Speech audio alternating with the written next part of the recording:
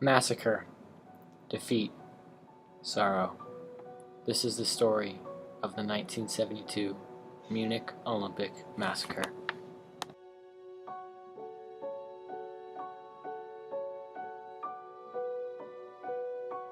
Even though the world was excited for the 1972 Munich Olympics, tensions between Israel and Palestine would cause international tragedy. As a result of this bizarre, catastrophic event, the Olympic access to Olympians has forever changed, even to modern-day security. 1936, the past Olympics in Germany needed to be made up for by the Munich Olympics. However, it ended in the opposite way. Nazi regime, led by Hitler, ruined the spirit of the 1936 Games in Germany, and therefore the weight was placed above Munich to make up for Germany's last effort.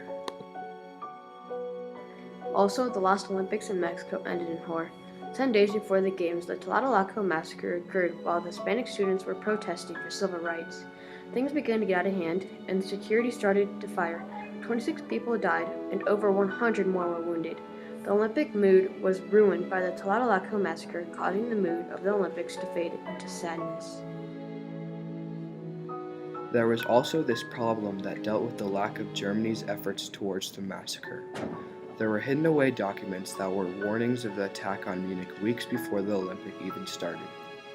But the government ignored them and didn't bother trying to prevent the horrific tragedy that took place in Germany.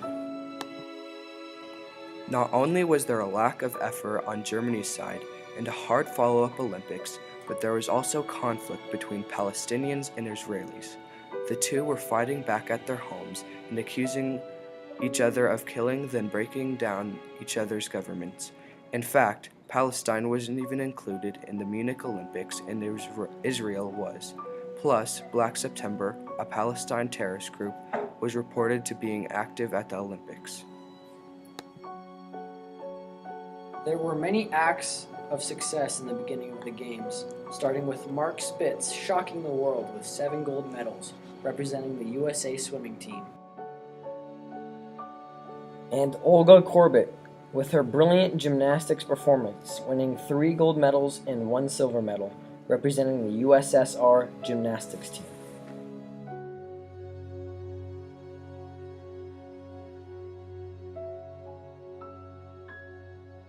"4 a.m., members of Black September make their way to Block 31 and shoot 2 athletes right away, a weightlifter and a wrestling coach. They take 9 Israel athletes hostage. 5:30, policemen get the word out and sound the alarms. 6 a.m., the terrorists say they are part of Black September and ask for 234 Palestinians to be released from an Israel prison by 9 a.m. or else they will kill hostages. At 6:20, the entire world has heard what is happening in Munich and everyone is watching with hope. And at 7:15, police know that there are 9 hostages that are being held on the first floor of Block 31 in a rear bedroom. 8:45, the German government tries to negotiate with the terrorists for more time before the hostages are killed. At 9, the terrorists threaten to kill one of the hostages but extend the deadline until 12 a.m., where then 2 hostages will be killed. At 9:12 a.m., the German government and police were trying to figure out a plan in 3 hours, while the games continued and people stayed to watch on TV. But at 11, the games were suspended for the safety of everyone present.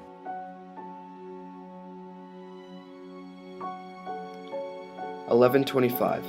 Israeli government says no to the terrorist offer and will not let anyone go. 11:45. The police realize they will have to save the athletes by force, but need to know how many terrorists are in the block. 31 are counted, including the athletes. 12 o'clock. The terrorists don't shoot. 5 p.m. Police keep going past deadline, but terrorists don't shoot. Police still don't know how many gunmen are inside with the hostages. Police persuade terrorists to let 2 Olympic officials into apartment 1 to check on the hostages. The officials were going to count the gunmen inside. They counted 5 gunmen. The terrorists retreat when the when the policemen get on the roof and surround the building. 5:10 p.m. Terrorists demand to be flown with the hostages to Cairo, Egypt.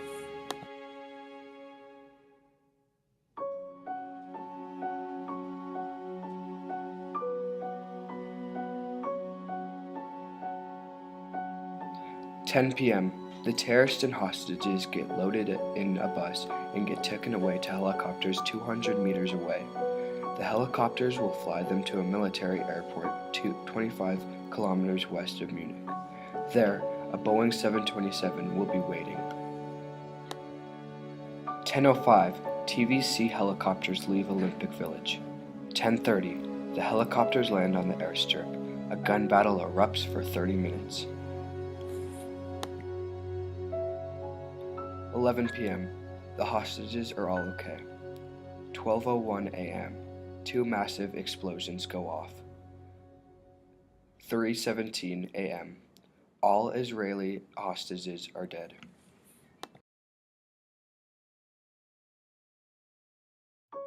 The families of the Olympians grieved for their loss, and those such as Anki Spitzer and Alana Romano spoke for their events and rose up to recognition of their husbands.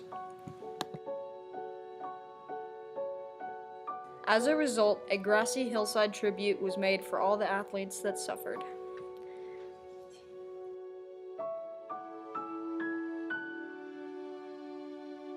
In 1972, the Summer Olympic Games were held in Munich, Germany. In the first 9 days of the Games, it was nothing but success. The world was excited and eager for more. But on the 10th day, early in the morning, a terrorist group went into the Olympic Village and took the Israel team hostage. They killed 2 right away and took the other 9 hostage. After hours of sweat and negotiation, the terrorists demanded for Palestinians to be released from a prison. This didn't work out, and the terrorists flew to the Munich airport with the 9 hostages. After a long gun battle, there were explosions around the airport, and all of the hostages, along with many terrorists, were blown up. The world was devastated of this horrific event, and it destroyed the feelings of many loved ones.